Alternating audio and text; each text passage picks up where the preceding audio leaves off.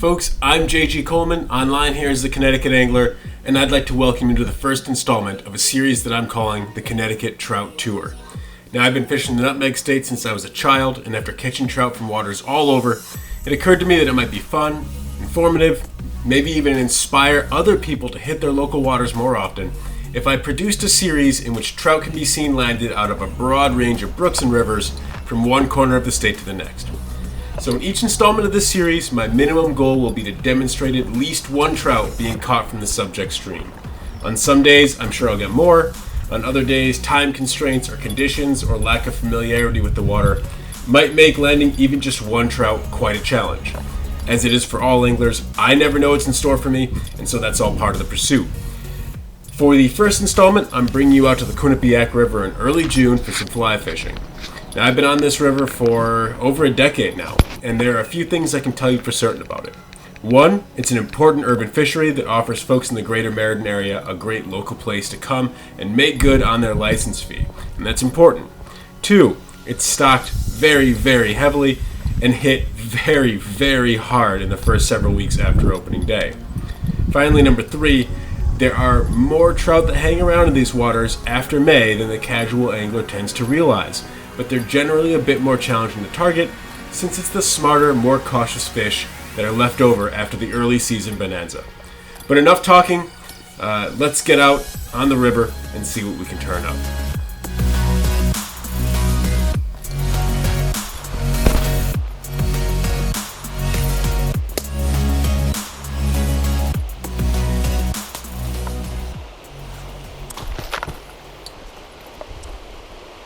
This spot looks absolutely beautiful. It's going to be interesting trying to cast around this big log, but we'll see what happens.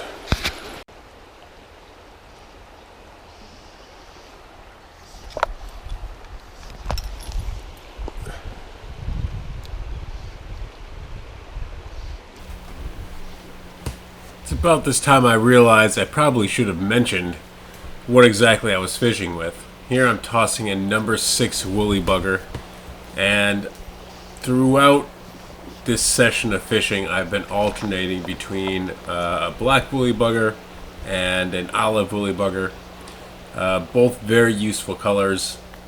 Any given day that I'm on the river, it's hard to say which is going to work. So oftentimes, unless I have luck with a particular color very early on, I'll usually switch between the two at least once or twice throughout the course of a session, trying to home in on which one is going to produce the best. And here I believe I'm starting out with the black.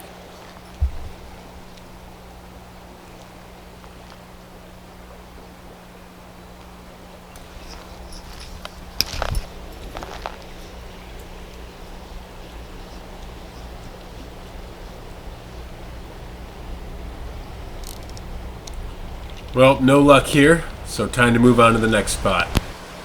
Beautiful pool, though.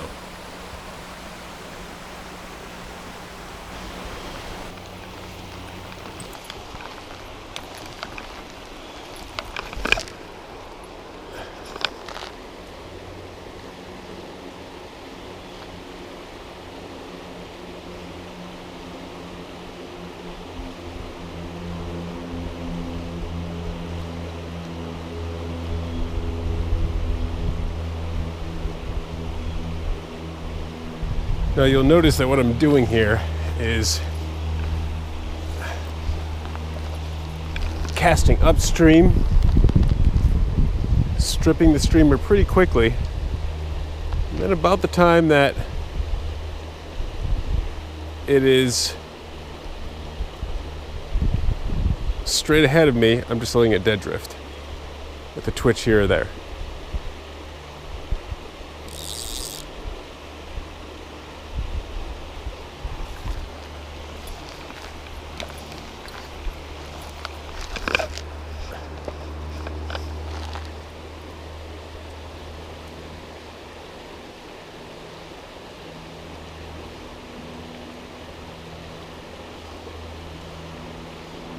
And I'm stripping both with my hands and using rod action. I find that using both can give it a ideal action.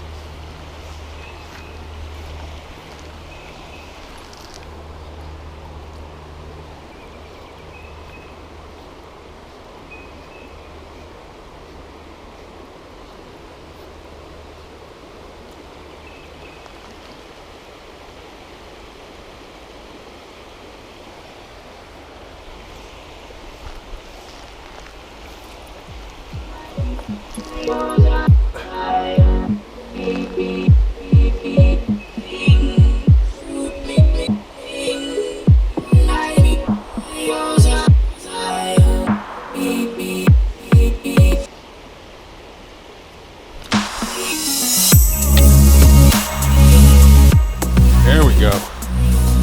That's a nice one.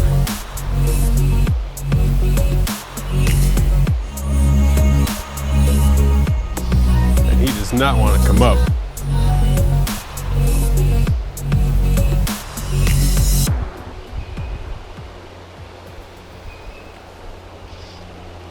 There we are.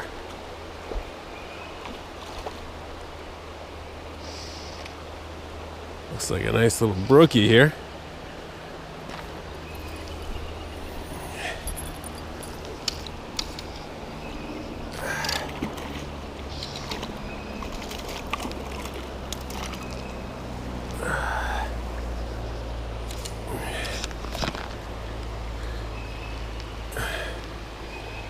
There it is, folks. Got a brookie on the woolly bugger.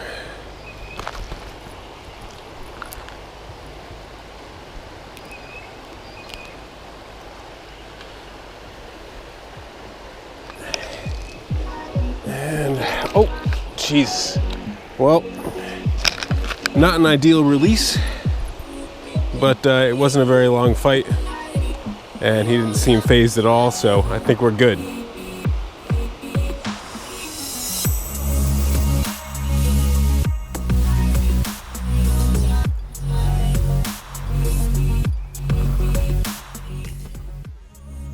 Alright guys, well, didn't catch a whole slew of fish, but then again, I didn't really have a whole lot of time to work with.